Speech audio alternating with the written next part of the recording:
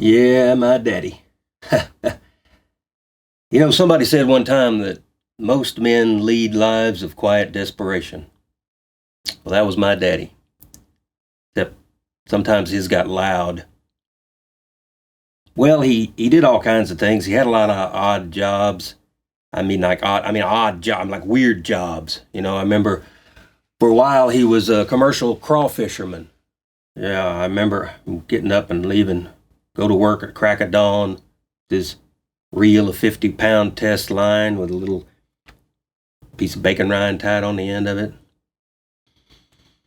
But mostly he was an undercropper. Now, undercropper is somebody who subcontracts from the sharecropper for the lint rights in the cotton field after the cotton's been picked. Yeah, we spent a lot of hours out in them cotton fields with them tweezers. I remember when I told my daddy that when I grew up I wanted to be a country singer. Put his hand on my shoulder and never will forget it. He looked at me and he said, "Which one are you?" Wouldn't have been so bad, but I had 7 sisters. Well, if I was going to describe her with one word, I guess I'd say proud. She was a very proud woman, very proud.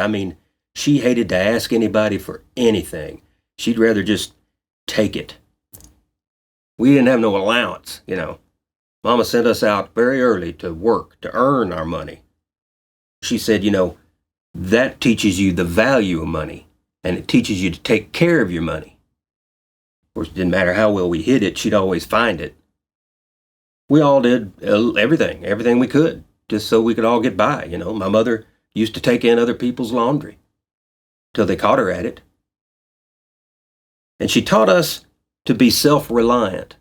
She said, that we all needed to learn to take care of ourselves and of each other, because she might not always be there.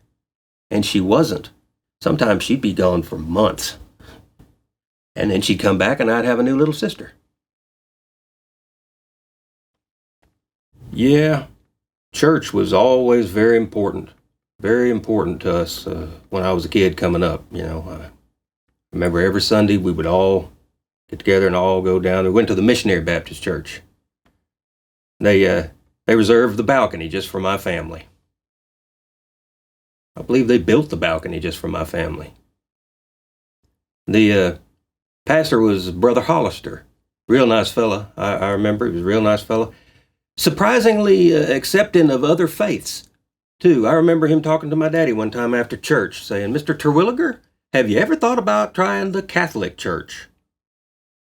We finally did leave the church altogether, though, because my mama had kind of a difference of opinion with Brother Hollister about the Council of Nicaea translating the Greek porevase into the Latin procedere. With the whole homoousia deal, consubstantiation. Plus, their choir was just awful. I'm not too religious anymore anyway, but I have been thinking about doing a gospel album. Just for, insurance.